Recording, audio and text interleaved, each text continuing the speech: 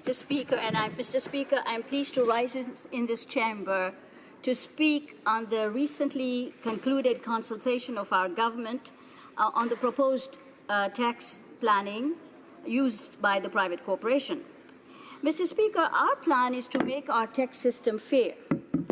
And this has been part of our commitment, and we're trying to also do that by growing the economy and putting more money into the pockets of ordinary Canadians. Since we formed government, we have been focused on priorities, strengthening and growing the middle class. And how did we do it? We did it by reducing taxes to the middle income earners, which has benefited 9 million Canadians.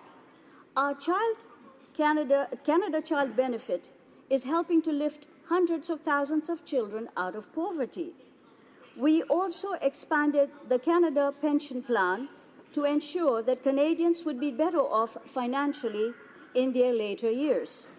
We continue to invest in our communities and people, which has resulted in a positive change to the economy. Mr. Speaker, the Canadian economy is in a resurgence. Economic indicators tell us that since the fall of 2015, the Canadian economy has created over 400,000 jobs. The results of the second quarter indicates that there is a growth of 4.5% in the GDP. Mr. Speaker, our economy is now growing faster than any of the other G7 countries. It is through this strategic planning and a looking forward agenda that we have been able to achieve these results. But, Mr. Speaker, as our economy grows, we are committed to ensuring that the benefits of economic growth are shared by every Canadian. And how do we do that? Investing in people and the economy should result in a benefit for all Canadians. But all Canadians are not sharing in this wealth. And this is where the tax fairness comes in. Individuals that take advantage of the tax system are able to pay less taxes than those that earn the same amount and do not, for example, create a private Canadian corporation. Hence, we need to review the system and see how we can make it fairer. Mr. Speaker, consultations have taken place, and we have heard from many individuals, both by mail and email. And from the correspondence I received, I realized that there was much misunderstanding as to who will be impacted by the proposal. As such, Mr. Speaker, I held a town hall in my riding to listen to these individuals' concern, clarify misperceptions, and take their input back to the minister. So what is the proposal really trying to do? Contrary to the Conservative spin, this proposal is not going to impact the carpenter, the plumber, the local shopkeeper, or the restaurant. The premise of the Conservatives' argument is disingenuous, because they are misrepresenting who the tax system is really going to go after.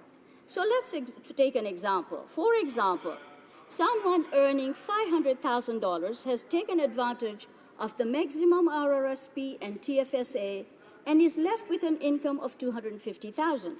Now, that individual wishes to reduce his or her tax, can create a PCC, float the money to his or her spouse, and sprinkle the income. Through this strategy, which is legal, the individual is able to reduce the amount of tax he or she pays. On the other hand, another individual who does not incorporate, for example, and earns the same amount of money would pay a higher tax rate.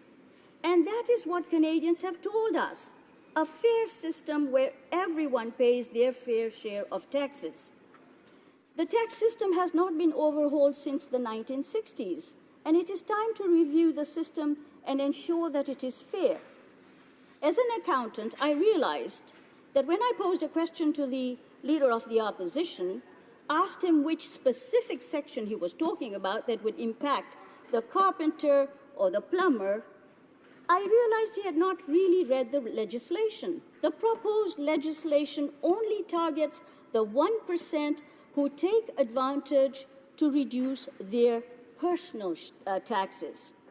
And the contractor, the plumber, and others are not impacted by these changes. I can say from experience, having done many corporate tax returns, that the majority of small and medium-sized enterprise, before they even submit their tax returns, have taken advantage of things that are available to them, legally available to them. They have taken advantage of expense deductions like mortgages, hydro, car, and taken advantage of a capital gains, which is capped at $800,000. We understand that small and medium enterprises take risks and work hard, and we continue to work with them, Mr. Speaker. And that is why our government has invested and continues to invest in innovation and technology. Small and medium enterprises have taken advantage of these investment programs. In my riding, I have many SMEs that have taken advantage of innovation funds. We have recognized businesses, creative businesses, through our career focus by giving them funds to hire university graduates, and this is a win-win for both the employees and the employers. We have increased our funding for the Canada Summer Jobs so that SMEs can hire students at no or minimum costs. Mr. Speaker, these are the benefits that the small and medium-sized enterprise can take advantage of.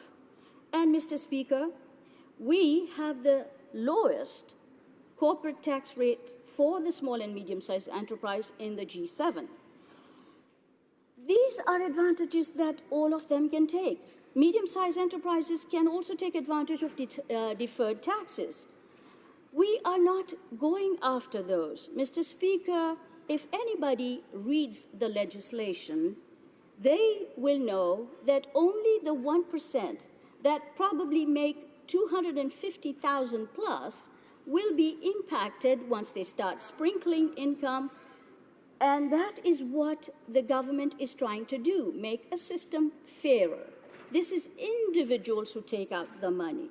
So, Mr. Speaker, while we are doing this discussion, it is important that we have a robust and respectful discussion, that our conversations are not based on misinformation, speculation, or hyperbole, because it does not benefit anyone.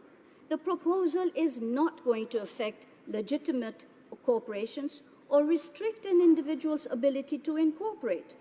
The Government of Canada continues to work to create a healthy and growing economy in which businesses can generate well-paying jobs and where people have confidence that they can succeed. We are committed to supporting hard-working entrepreneurs as they invest in their businesses, create good, well-paying jobs, buy new equipment, and reinvest in the economy. We want to ensure that Canada's tax system continues to help businesses, small and large, to expand and create jobs. Our actions are there to improve the tax rules, to ensure that benefits are individuals as well as become competitive in a corporate tax system. So we do not want any unintended consequences, and that is why, Mr. Speaker, all these debates, all these conversations are taking place. Thank you, Mr. Speaker.